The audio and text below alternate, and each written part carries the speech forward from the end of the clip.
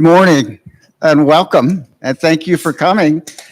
My name is Frank Ubel. I'm the brand curator of Clementine's Naughty and Nice Ice Cream. I've worked at Clementine's for 9 years. I'm with Jim Harper, the CMO of Clementine's. He's been the CMO for 1 year, but 10 years ago, he did the original branding and marketing for Clementine's when we launched the brand. So he's got a great history and a great sense of the Clementine's legacy. So today we will share with you the Clementine's organoleptic experience and how it's become a key differentiator for us and why you too should adopt an organoleptic experience for your business.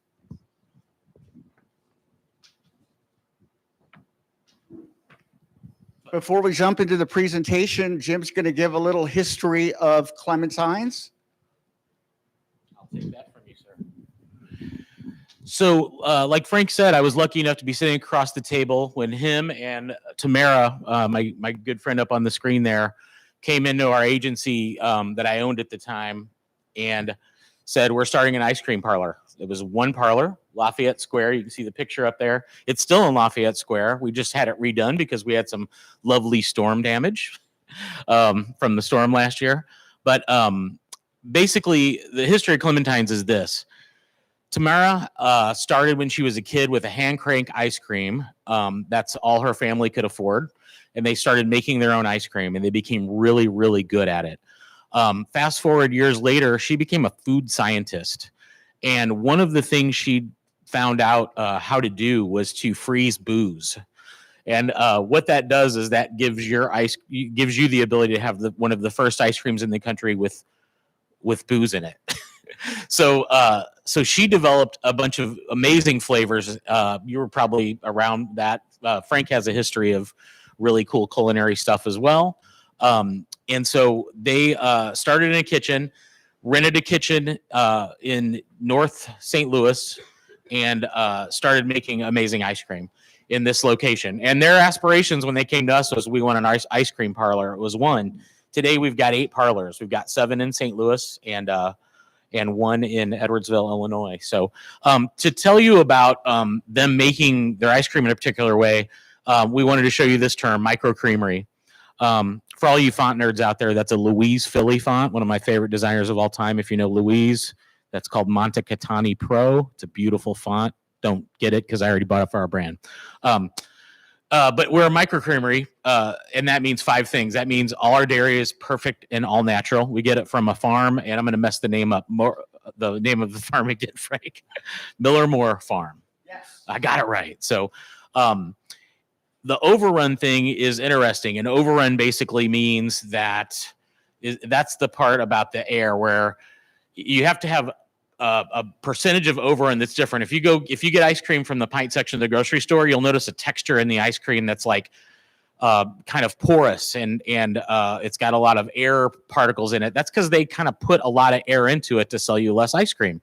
We don't have that. When you buy a pint of our ice cream, it's a full pint with not a lot of room for air. High butter fat, that's the most delicious part of the non-dairy part of our ice cream. You have to have an X amount of percentage of butter fat, and ours is above that. It's all got to be handmade. And I'm going to show you a picture in a minute of our crew that makes it. And last but not least, small batch. All our ice cream is made one batch at a time. Real quick, this is a little reel of our farm where our cows, and that's Tamara, the CEO of Clementine's. She's traveling today, or she would have been here. And I mean, this is my favorite part right here as a fat guy, this beautiful cream going into the flavoring. So that's just cream getting whipped with the flavor. There's nothing else going on there. So it's pretty sweet. So, this is when you go into our stores, you'll see a lot of flavors of ice cream. And by the way, we're giving you a lot of back end because we don't get the opportunity to go out in our hometown and just talk to people about ice cream as much as we'd like to. You can talk about it with our crew in our parlors, but we've been with the brand a long time. So all the people in this picture, with the exception of the 4 on the upper left, who deliver and ship our ice cream through goldbelly.com. We have an exclusive partnership with Goldbelly on national shipping, so you can get Clementines anywhere in the country or send it anywhere in the country. All the other crew makes all of those flavors of ice cream one batch at a time. All friends of ours, all amazing at it. Just to tell a fun story, totally conflict of interest, but I also own a coffee company in Edwardsville called Plaid that's starting up. You're drinking our coffee if you're drinking coffee here today. We have a flavor of our coffee in the ice cream, and I went in when they were making it, and they were just taking cream and pouring it through the coffee beans. Like, that's how they're flavoring it. And I was just like, oh my God, give me that cream. And I drank, it was so good. But anyway. A quick extra plug too, you can enjoy Plaid coffee, both brewed and on nitro cold brew on tap in the back there. Yeah. So enjoy. Thank you. So anyway, this is our crew. And there's one other person in here that should be called out. This is MJ. She's a local pastry chef here in St. Louis, and she's our R&D chef. She's amazing. So, Oh, sorry. Okay. I'll come over here. Oh, now I've done it. Look what I've done. All right. So anyway, so the 3 kinds of ice cream we make are naughty, which has booze in it. That's why it's called naughty. So our proprietary method for getting spirits into ice cream makes it naughty. My favorite's maple bourbon pecan. We've had stout ice creams. We have a lot of fun spirit ice cream, some good champagne stuff. Nice is that's our culinary vibe. You're eating gooey butter cake today. Have as much ice cream as you want. And then vegan, even though we'll say we're fully vegan or anything, I love our vegan coconut fudge. As me and someone over there discussed earlier, you do not taste coconut. It's made from coconut milk as the base. So, and we do that because our consumers, we want people who don't want dairy or are lactose intolerant or have celiac disease to be able to enjoy ice cream. So, some of our collections, the picnic series, this is going on right now, the hidden dessert collection. That ice cream has a whole either cupcake in the middle of it, like that one, red velvet cupcake hidden in the ice cream that you discover. Right now we have bourbon balls in the middle of it. So it's a naughty collection too. We did a thing this year with the History Museum, the Missouri History Museum. And right down there, you see the 1904 World's Fair collection. That was fairy floss. If you would have told me all the ingredients of that ice cream, I probably wouldn't have liked it. Then I tasted it and I did indeed like it. So it's got, I did. I ate a lot of it. It's got Pop Rocks in it, and it was really good. Halloween collection, that's last year. That gray one's called Goo Goo Muck, named after the Cramp song. So anyway. So a lot of people think we're a national brand in a lot of locations because we get great press, and our St. Louis PR companies do an amazing job for us, Jasper Paul and Julie Lally locally. And we win a lot of awards, which is great. But the thing we stress to people is we are a St. Louis brand. You can't get us in grocery stores.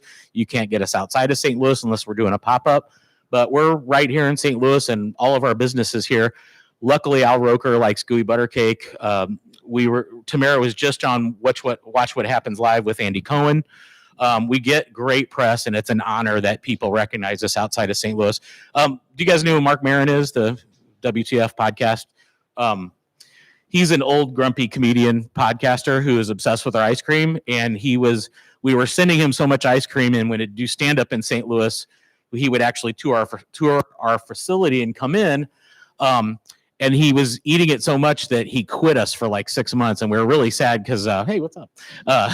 Because we were like, oh, Mark Maron's off the ice cream, even put it in one of his podcasts, but he's back on the stuff. So we're excited. We got him back. So that was kind of a nice story. So again, organic following. We got a nice organic following for being a local company. We haven't bought a lot of media. We've really not had the budget for that yet, but we still have a nice healthy following, about almost 30,000 in Meta, almost 40 in Instagram. Our goal is to try to hit 40 by the end of this year, and about 55,000 people on our newsletter, which is good.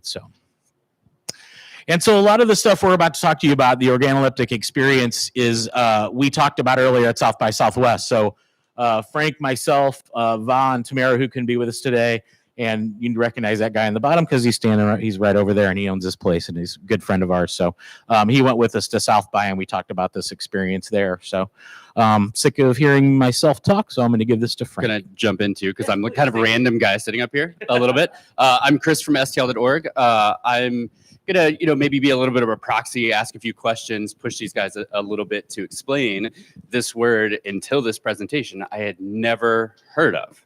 Is anybody familiar with organoleptic before this or had to look it up? Fantastic. So I think it's a really cool concept.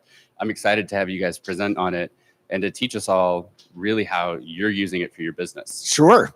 So organoleptic, as you can read, is literally defined as acting on or involving the use of the 5 senses: sight, sound, smell, touch, and taste. So there are things that we found these are the things that we found that an organoleptic experience does for us. And this is through a lot of trial and error, but also a lot of research as well. So we call it our secret sauce. And really another word for the organoleptic experience is a sensory experience or sensory marketing. So the organoleptic experience drives and motivates consumer behavior.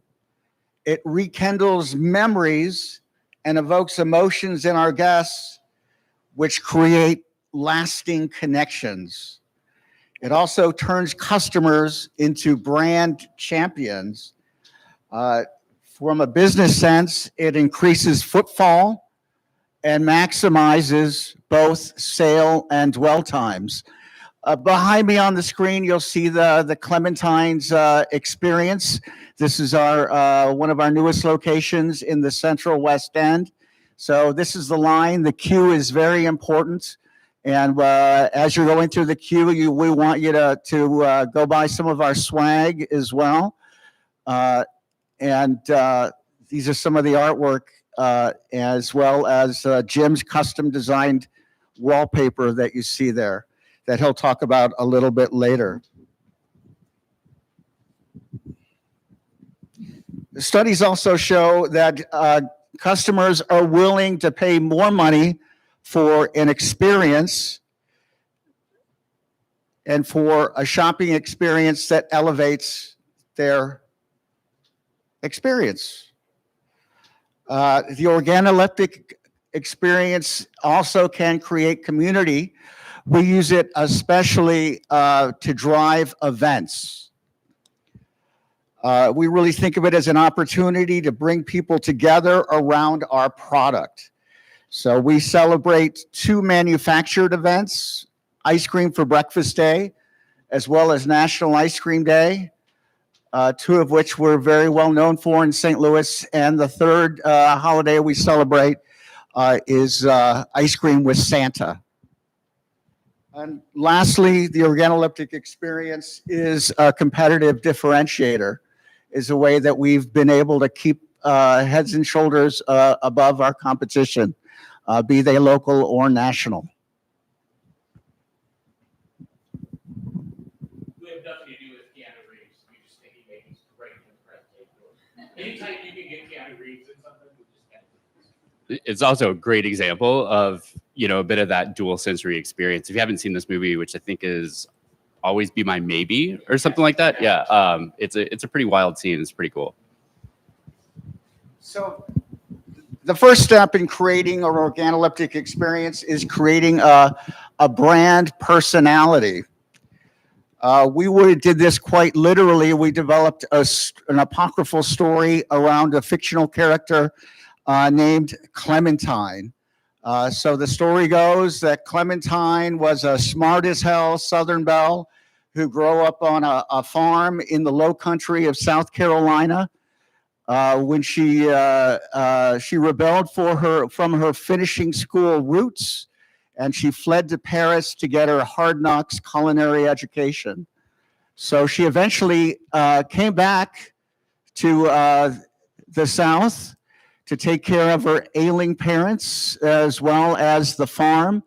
And being the restless spirit that she was, She saw a void in the market for making the best ice cream in America and went right to work.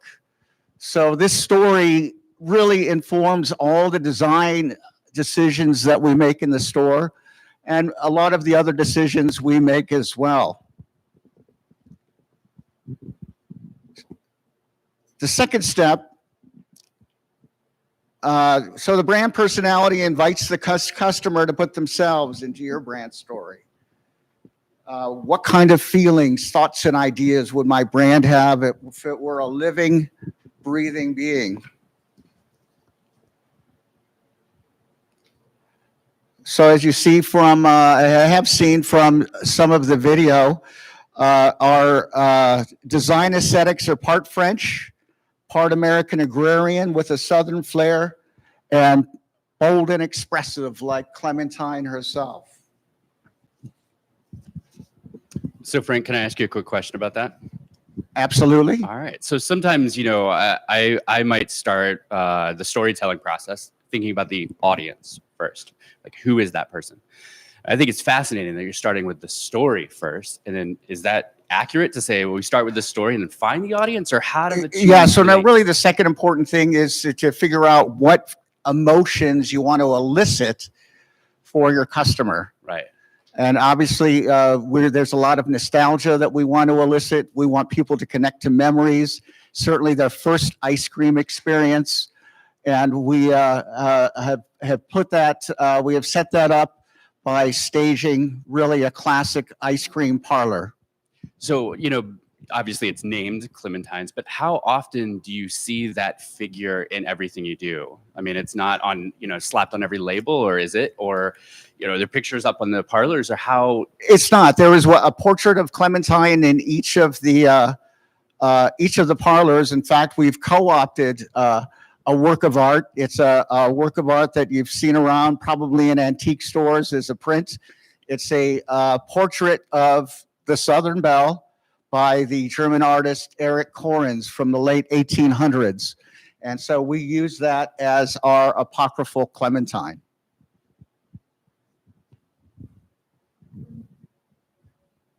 So let's talk about how each of the emotions, how each of the senses elicits the desired emotions that you're seeking for your brand. And Jim, we'll start with sight. I'm going to back up 1 second and talk about who our customer is first. That's okay. Right. Yeah. That's As you can see from this picture, and then we're going to go right into that. As you can see from this picture and this fly attacking my bald head right now, we have some people that are really into our brand, and it's wonderful. Like Frank said earlier, this is ice cream for breakfast day, and I'm going to show a couple more pictures of that on the left. People get dressed up for ice cream for breakfast day, and we have one young lady who wins every year at the Edwardsville store and shows up 3 hours early, dressed in a tiara, dressed to the nines, waiting for the doors to open because the first people who come in win stuff from Tiffany's and other prizes. which means I'll be there 4 hours. That's right. Ahead of time. Someone's got to take her down. Oh yeah. But she's become a good friend and she loves our brand, so it's awesome. The second biggest holiday, like Frank said, National Ice Cream Day right there, and then ice cream for Santa. And really, we're going into these site things. This is our kind of a quick reel for site. And I want to talk about what we're trying to do with this organoleptic experience. For me, it's about creating a core memory with someone. I've been doing marketing about 30 years and design. And the thing I love to do is talk about what things affected me when I was young and the nostalgia I have for them now because I'm an older gentleman. But one of the things that I remember from a kid was I grew up in this very Croatian part of town across the river in Madison, Illinois, where my grandparents came over from Yugoslavia to get a job at the steel mill. And a catty corner from our house, we had this little market called Stanley's Market. And Stanley, I feel like Mike Pence, that fly is on my head, and I don't like Mike Pence, but I'm just saying that fly, I felt that fly, yeah. We can take a 2-minute break. I'll take care of it. Do you have a swatter? So anyway, I would go to that market, and the deal was you got a free piece of candy if you could hit Stanley's hand that he put on the counter. And I never hit Stanley's hand. He was very fast, never got free candy, but we ended up buying candy anyway. But on that countertop was a beautiful marble top. And it wasn't until I came to work with Frank at Clementine's when Frank's doing the numbers for building a new parlor, and he's like, no, we're not going to cheap out on the counter. We're going to use marble. It's an ice cream parlor. Ice cream parlors have marble. So we have these wonderful little nuance and touches in every store which is one of the reasons why I love working for this ice cream company so much. So in other cool things about site, here we're getting into the site. Upper left is a guy named Phil Jarvis. Phil painted the stuff on your glass too. Yep. I met Phil through Chris, who did a wonderful piece on Phil. Phil travels all over the world, from tattoo shops to businesses as a traditional sign painter. And Phil is a St. Louis treasure, in my opinion. He's just an amazing artist, and he is the typographer for all of our stores. He comes in, he paints the headers on the menus, details on the windows. If you can look all over our parlors, and you will see Phil's work. He's one of our trusted partners. In the middle there is some wallpaper I got to design. I used Adobe Fresco and drew these kind of Art Nouveau shapes I saw from historical stuff, and drew some illustrations of ice cream and scoops and spoons, and we got to do custom wallpaper on the last few parlors. On the right is an artist named Josh Rowan from St. Louis. Josh did the famous ice cream skull, and that's been a design since the very beginning. Tom Huck, local artist Tom Huck, has done stuff for us. Who I did a book with Chris. We designed it over the pandemic and made a big book on Tom's work. And he's done work, but we love collaborating with artists at Clementine. So for the site, any direction you look at the store, you will see art or a partner or someone we collaborated with. Oh, one of our stores, Cartel Strategies, is at Carlos Zamora's. Carlos does ice cream for breakfast day art every year for us. So I'm lucky as a CMO, I still get to design stuff because we're doing a lot of marketing, but they let me get in there every once in a while and make some stuff too. So like that coffee can on the left. That's our Clementine's roast we do for all of our parlors, and we did it in a can, and we made it look like that old kind of porcelain china.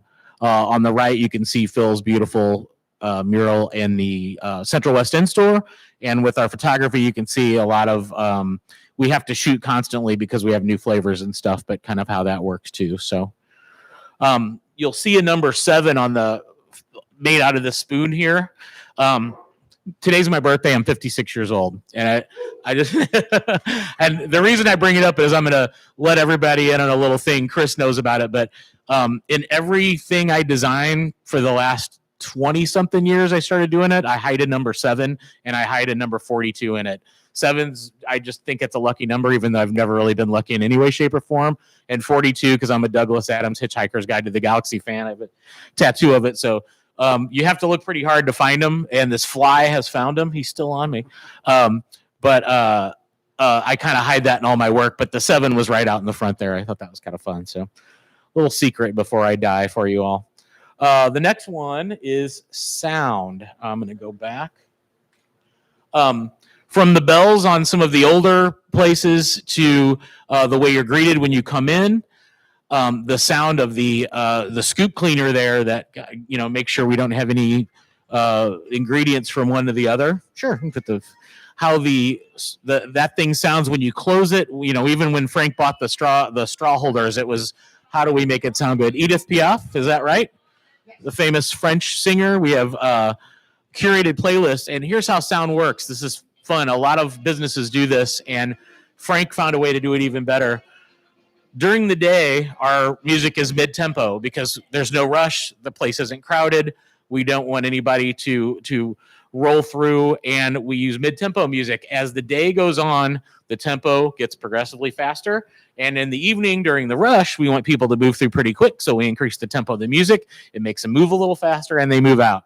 Sounds like big corporate strategy stuff, but the thing is, it sounds great. He curates an awesome playlist, and we get a lot of it works, and it also kind of elevates the day as the day goes through. So I wouldn't mind access to that. Maybe a public facing playlist for us consumers. Yes, we use Spotify, so we'll put it on Spotify. it's a great idea. That'd be Yeah, awesome. absolutely.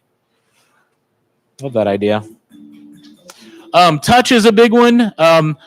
We buy old antique stuff for lines. We get stuff that's been used, so it feels worn in and good and older. We want people to touch our merchandise. Our cones are textured. The cone little things on the bottom of the cone are matte with a gold foil. It's all about touch, and then that touch goes into the texture of our food as well and all of our merch. So. And we even we want people to get their own pints. That's why we don't put them behind the counter. People come in, shop for their own pints, pull them out. That's part of the Organoleptic experience as well. So, and this is taste. Yeah, I'll talk about taste. So, surprisingly, taste is not the most important or the strongest of the senses. You have 10,000 taste buds in your mouth, but 80 to 90% of what we perceive as taste is actually smell. You probably proved this as a kid when you hold your nose and eat something and you can't taste it, or to choke down those veggies, the broccoli that you don't want to eat. So there's also no universal standard of taste. It's very individualized. Ice cream is a natural canvas for customization, starting with the selection of the vessel that you use, whether a cup or a cone, and certainly the flavor or flavors that you choose. We encourage 2 scoops and at least 2 scoops and 2 flavors. And we also use metal tasting spoons to taste, because that gives our ice cream the best taste and no aftertaste. The other thing we're very cognizant of with taste is back to the butterfat. One of the things that makes us a microcreamery, we use 16 to 18% butterfat in our ice cream. The butterfat actually works as a carrier in your mouth, and it carries the flavor all the way back to your mouth and holds it. If you do a taste test of Clementine's ice cream versus sorbet or a gelato, which has both of which have very small amounts of butterfat, you'll see that the taste lasts much, much longer.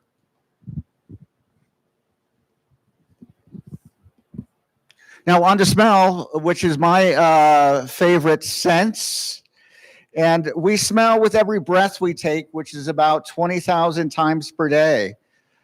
Interestingly, 75% of our daily emotions are evoked by scent. To contrast that, we remember only as much as 5% of what we see, but up to 35% of what we smell.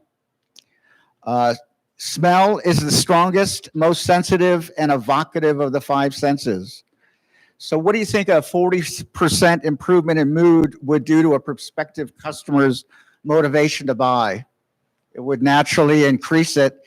And test results have shown that a remarkable 40% improvement in mood when customers are exposed to a pleasant scent. And we've hopefully exposed you to a pleasant scent here. We have a scent machine that is spitting out the scent of fresh waffle cones, and hopefully that made you a little hungrier for your gooey butter cake. Full disclosure, we don't use a scent machine in the stores. What you smell in the stores of waffle cones is actually fresh waffle cones being made all day long. You've also convinced me to just buy one of these so we have it here all the time. I think we're going to adopt the same strategy. So certain scents also trigger nostalgic moments that carry us back, trigger nostalgic moments. This is such a universal truth that Marcel Proust documented it with no scientific data in his early 1900s book, A Remembrance of Things Past. So to this day, this flood of memories inspired by a smell is called a Proustian moment. This link between smell and memory is not so surprising when you think about the anatomy of the brain. The odors go directly to the limbic system, which includes the amygdala and the hippocampus. And respectively, these are the regions related to emotion and memory.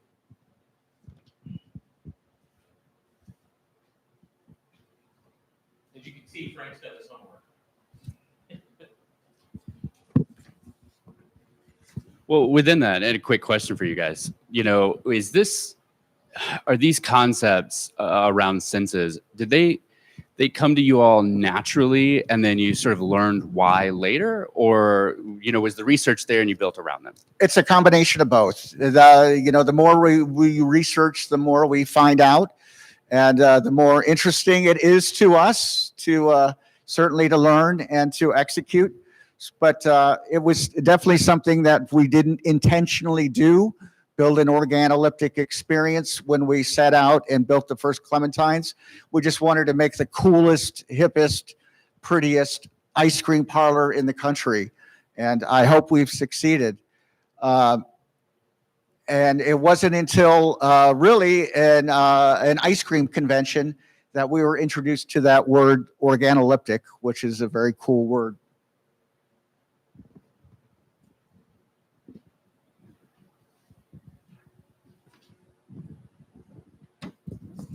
So here's some other data about organoleptic experience. And really, there are just about 6 points. There's a lot of science and data behind why they work for each of the individual scents. But there are 6 points that really tip the scales for us when we were researching this. And one is Gerald Zaltman, Harvard Business School professor, states that 95% of our purchase decisions take place subconsciously. 70 to 93% of all communication is nonverbal. As I mentioned before, a full 75% of our daily emotions are provoked just by scent alone.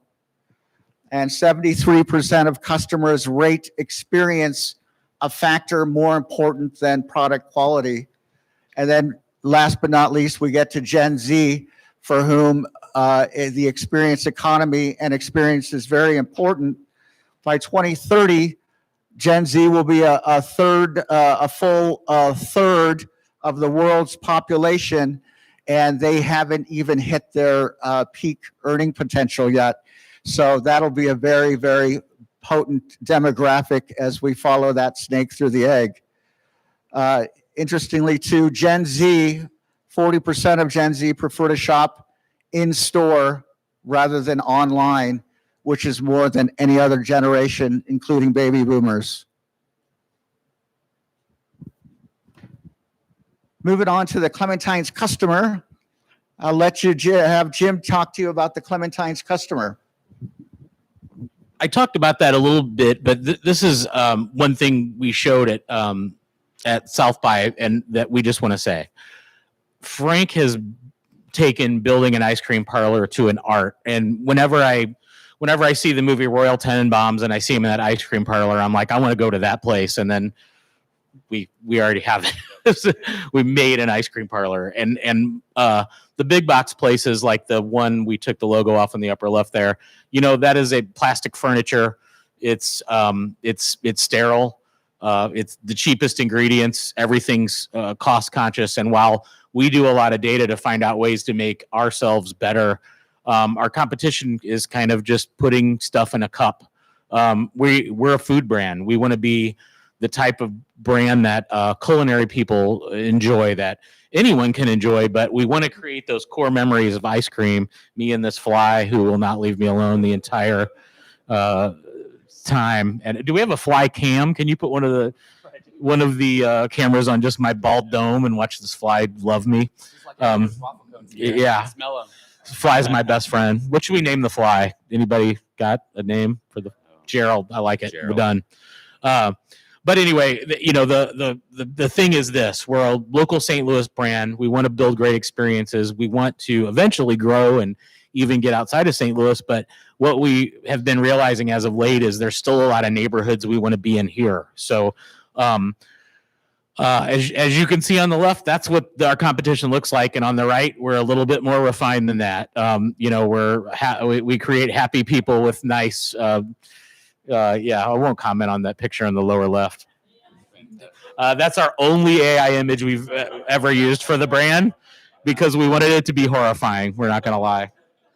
I like the $1 breakfast burrito. Yeah, at you the like Ice that Queen one? Yeah. store. I don't even think Dairy Queen has that, but we thought it would be funny anyway. So, just a quick lay of the land. Our upper left there in way down on North Broadway, or our manufacturing facility is. I don't mean to brag, but I'm pretty sure we took over where Dogtown Pizza used to make their pizzas. Is that right? And because they have a wonderful giant deep freeze. I've never lasted longer than a minute and 25 seconds in the deep freeze. It's so cold. You have to put on a big thing to go in there, but that's where our ice cream is kept, and that's why it has a decent shelf life. Not because of preservatives or anything like that, because it's all natural, but because of the temperature. And then there's just some pictures of some of our other locations. Upper right is Lake. Is that Lake St. Louis? And then lower left is Des Moines over by WashU. And lower right is the one we have on the other side of the river. That's my hometown, Edwardsville. So I hope this helped people. We work really hard to preserve our brand. When I first rejoined Clementine's, and I had been doing projects for them the whole 10 years, but one of the things I was like, how do we communicate with people more? And Frank was very much like, we're not going to junk up the stores, dude. And I was like, I get it. I feel it. And I understood it when I learned about this process that Frank went through to build all these different parlors with different personalities that match the neighborhood they're in St. Louis, which I really, really enjoy too. So we don't slap. The only thing we put in those parlors are beautiful artwork and ways to get more ice cream and things that make the experience better, not just to give people information. So, and you want every urge you have as a marketing person, you want to be like, we have a new flavor. Here's a picture of it, blah, blah, blah. But we don't. We have, artists come and do the chalk and write the flavor down, and we try to do it all on social as much as we can. So.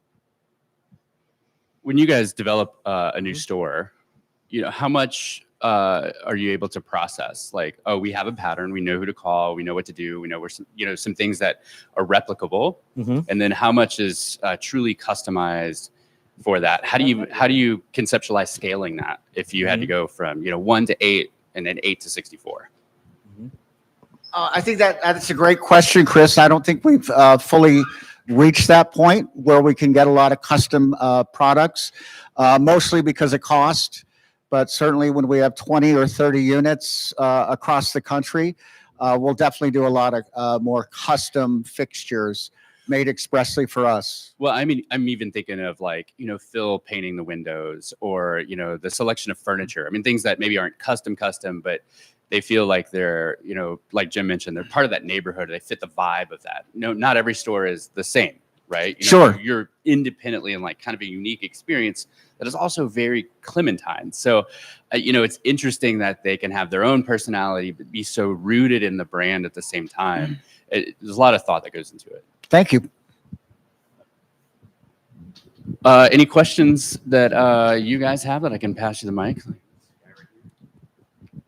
When doing, I guess, testing for various configurations of your organoleptic experience, how do you go about that? Do you kind of lock a few things down and then try new smells? Absolutely. We try new things all the time. We make improvements with every new store. Any plans of a St. Charles location? Yes. Commitment. You heard it here first, folks. Place that rhymes with meats. Oh, all right. Yeah, I'm aware of that. Right. What other questions? Anybody? Going once? If you haven't got an ice cream yet, we have ice cream, so come get some. Yeah. What have you seen as the, biggest branding challenge or design challenge that you've had at Clementine's? Has there been one singular issue that it's been a bit difficult to tackle? I'd say there's several design challenges. One is keeping the aesthetic of the brand across all the mediums, because I don't want to say Clementine's is hard to be. It's hard to do digitally, but you really the best job digitally is to get out of the way of the information or the photography, right?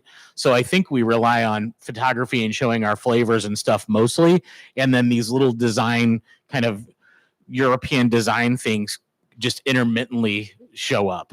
They're not over the top. You don't see them all the time. But that was my first challenge when I got there, is that Clementine's was using the brand that we did 10 years ago when I owned this agency called Boxing Clever when we launched them. And when I came, we needed to expand it a little bit. We need more versions of stuff. So I took the brand guidelines from about 10 pages to about 32 pages. And that was just me being a nerd going nuts, trying to figure out what all we needed after a decade, and having a lot more parlors now than we did when we started, what the brand needed. So that was a really fun process. And Tamara, Frank, the leadership was all patient. They were so patient about that. I've never had that in my life. I've never had anyone be like, "Don't rush it," and I'd be like, "What are you talking about? I have to get this done tomorrow, or I'm going to die," right? Because that's how the business works. And in this case, no, they were like, "Let's craft it. We have work to do. We'll do that along with that." But plus, it's like how to make it. I think as a designer, how not to make it too complicated, because I really want to put cool patterns and vintage badges and all this stuff on everything. And I'm a maximalist. I design like too much stuff, but I like to tell a story. And sometimes I just have to talk myself down, just chill out. And yeah. That kind of leads into my next question is, I guess, how do you balance what the customer needs with what you're wanting to do for the identity of Clementine's? Is it kind of a melding of the two, or do you usually acquiesce to what you're wanting the customer to experience? Absolutely. Customer first, for sure. Yeah. If I did everything I wanted to do, everything would have a skull on it, and then it would be black. So it's like, you know what I mean? Like it for me, it's like I always have to think about the customer first in order to do my job historically. So that's a great question, though, because I think when you're a designer, you're like, and you've developed the style after a while, a lot of times you want to play that up, but then other times you're like, all right, today I have to be a chameleon, right? Today I have to channel my Louise Philly, or I have to channel my Jessica Hish because I'm doing type, like there's so many great designers out there, and sometimes you have to channel them in order to do the right thing for the particular client you have, right? So for sure. Yeah. Thank you. Yeah, you're welcome. Awesome.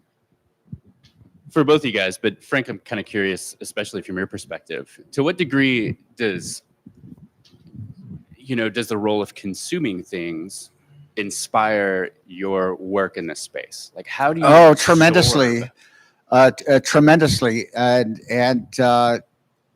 this gets back to maybe what we're really striving for, what's beyond the experience economy. And that really talks about the creation of self-concept and Maslow's hierarchy of needs, and how people form their personality and how they express their personality in their purchasing decisions. So we're very cognizant of that, and we would like really to go beyond the experience economy to the transformation economy, and the question being at that point, how do you make ice cream a life-changing experience? And really, that's our new goal. Heck yeah. And then where do you personally draw inspiration from? I personally draw inspiration from artists. That's the place I go first. If I'm stuck, I go to the art museum, one of the art museums around town. Just everyday life as well. We do a lot of pop culture references, so it's important to stay current with pop culture and current events as well. That's great. No, I appreciate that. I want to say something there. I want to say Frank's being a little modest because when even before I came back to work on Clementine's full time, he would have an assignment. He would have an assignment or something that he needed, and then it'd reference like an obscure restaurant in London, a boutique that he visited once in New York City and Brooklyn, and blah blah blah. And I'm like, Frank, I'm not as cool as you. I don't know any of these places you're talking about. Like, I'm not that versed in travel, but he's got an amazing historical memory. So it's really cool to work with someone like that who educates you on the world. And then I end up looking these places up and seeking them out because this guy's deep. He's very deep and he knows a lot of stuff. And so it makes me learn, which is cool. And there's someone who is supposed to be here today, Va Vukanik, who's our other person on the marketing team. And she had she wasn't able to be here, but she's like the glue that keeps the whole company together. So I think I just wanted to shout out to her because a lot of, if you see all those numbers in social and stuff, that's her building organically over the past year. She's amazing. So Shout out to Va. Yeah. Love it. And you know, you guys are a food brand, but how do you think this might apply to other brands that we might all be working on? Does it apply or is it specific to food or does it go well beyond that? No, absolutely. I mean,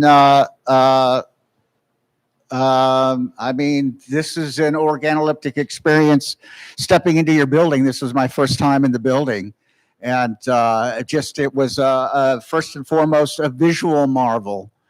So I can appreciate that. That makes it a great place to work. So there's broad applications. Yeah, I can definitely see it here, and you know, I might not have the scent of Stop Bath going around, but maybe we could do something fun with it. Any other questions from the group before we shut her down?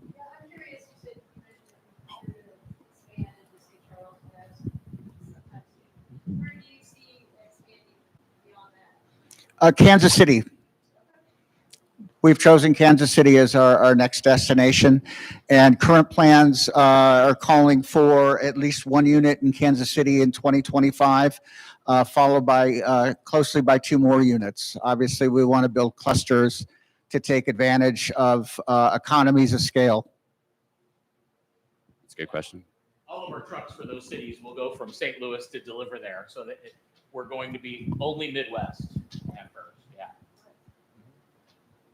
So as far as the branding, it's very unique. And you guys said that for whatever location, you always try to go with the neighborhood. And so does that influence you on whatever next location, because that brand has to fit within the neighborhood? So how do you go by figuring out what's the best neighborhood to open a new location? So we have a lot of criteria that we look at, and mostly we want to be in dining and entertainment districts, places where there's lots of pedestrian traffic, places where you see strollers, places where you used to see single speed bikes. We like people and we like restaurants. So we're looking for places that have a sense of community as well. So that's a little bit more difficult when it's hard to, for me at least, it's hard to get a sense of community when I'm in a strip mall in Chesterfield. So yes, it is a challenge.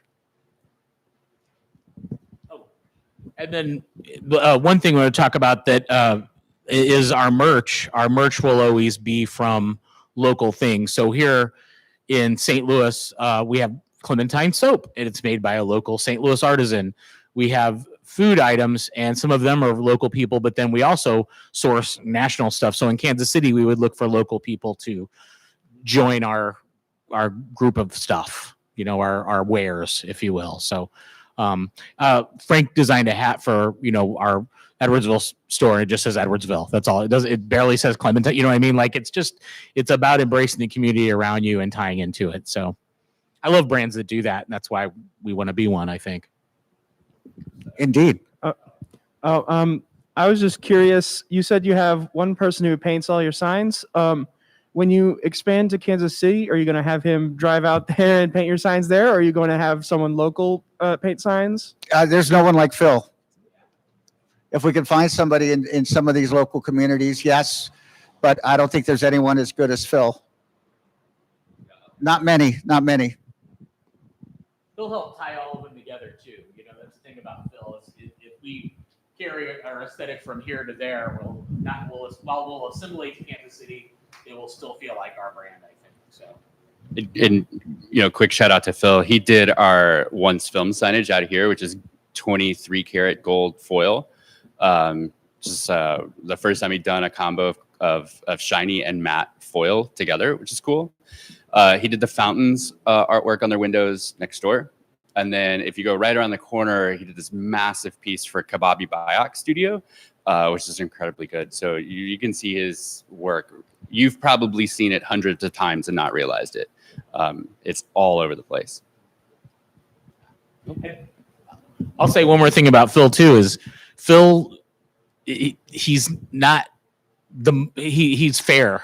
You know what I mean? Like he's one of the we can afford for him to do as much work as possible because he makes his pricing perfect and he gets to travel the world and still you can still afford to work with him. You know what I mean? Like Yes. he doesn't kill you. So yeah.